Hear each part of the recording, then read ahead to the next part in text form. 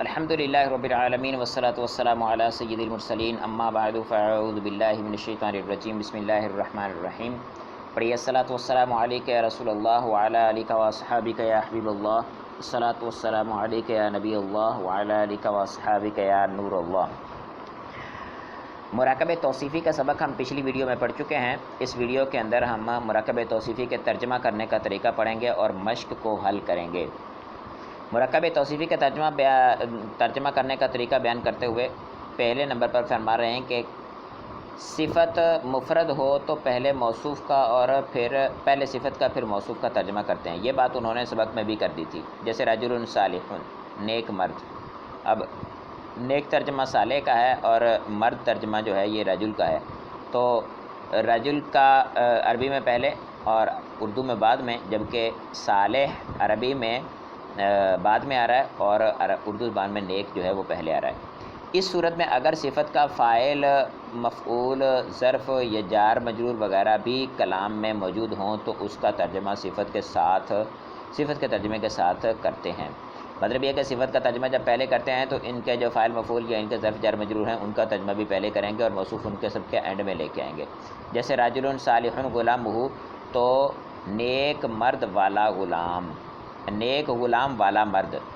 اسی طرح راجل ضارب زیدن، اب زیدن جو ہے اس کا مفعول بن رہا ہے، ضارب کا پیچھے صالح کا، غلام جو ہے یہ فاعل بن رہا تھا، تو زید کو مارنے والا، یہ صفت کا ترجمہ ہو گیا۔ اب رجل کا ترجمہ آئے گا، موصوف کا سب سے اینڈ میں آئے گا۔ رجل جالس فی البیت، گھر میں بیٹھا مرد۔ نمبر 2، کہتے ہیں کہ صفت جملہ ہو تو موصوف سے پہلے وہ، اس، ایسا وغیرہ صفت میں سے، اور صفت سے پہلے جو، جس نے، جس کو وغیرہ کو استعمال کرتے ہیں۔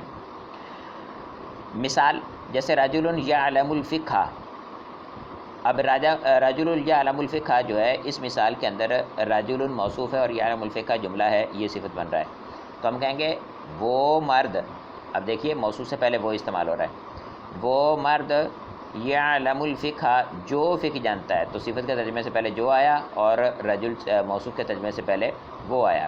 اسی طرح ہم یوں بھی کہہ سکتے ہیں ایسا شخص، وہ یعنی وہ مرد کی جگہ پہ ایسا مرد، رجل ایسا مرد یعلم الفقہ، جو فقہ جانتا ہے۔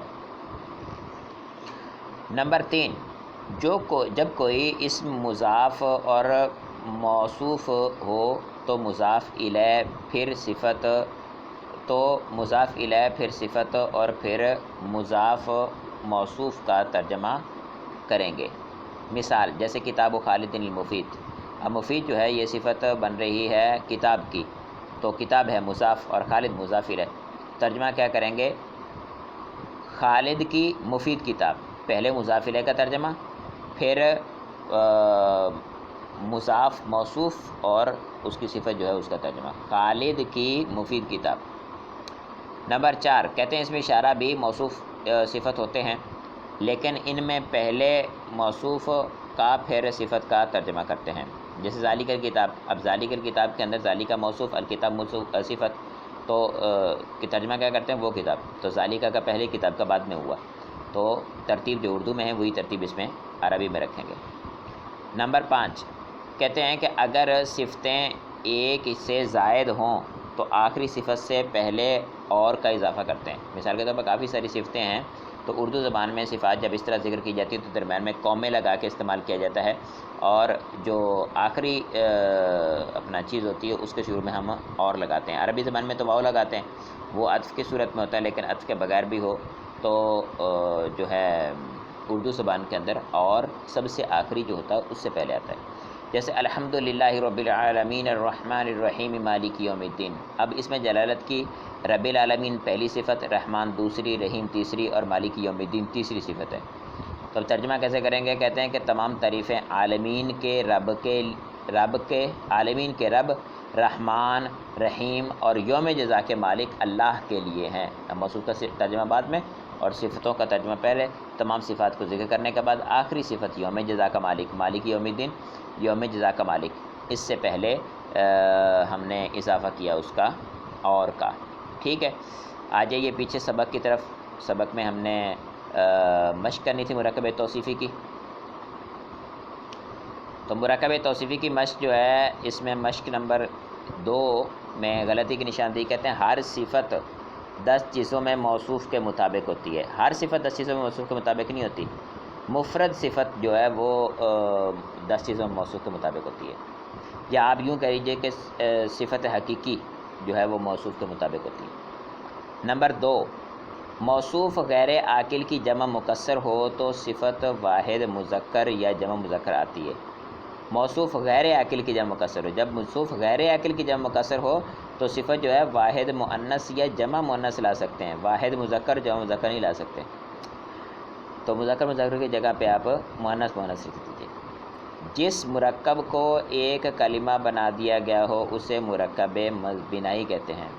ایسا نہیں ہے، جس مرکب کو ایک کلمہ بنا دیا گیا ہو اور دوسرا اسم کسی حرف کو شامل ہو تو اس کو مرکب بنائی کہتے ہیں۔ یہ دیکھیے یہاں پہ تعریف مرکب بنائی کی، جس مرکب ناقص کو ملا کر ایک کلمہ بنا دیا گیا ہو، اس کے دوسرا جز کسی حرف کو شامل ہو تو اسے مرکب بنائی کہتے ہیں۔ تمرین نمبر 3 کہہ رہے ہیں کہ درج ذیل جملوں میں موصوف اور صفت الگ الگ کیجیے۔ جاء رجل یخاف، ایسا مرد آیا جو خوف کھاتا ہے۔ اب اس مثال میں دیکھیں، رجل موصوف اور یخاف صفت ہے۔ سامہ ولد صالح، ولد موصوف اور صالح صفت۔ هذه ناقۃ یعملۃ، ناقۃ صفت یعملۃ، ناقۃ موصوف اور یعملۃ صفت۔ هذا یوم عظیم، یوم موصوف اور عظیم صفت۔ القرآن الکریم، القرآن الکریم کلام اللہ، القرآن موصوف، کریم صفت۔ اولاد صغار نائمون، اولاد موصوف اور صغار صفت۔ تلک ایام معدودات، اب تلک ایام معدودات، ایام موصوف اور معدودات صفت۔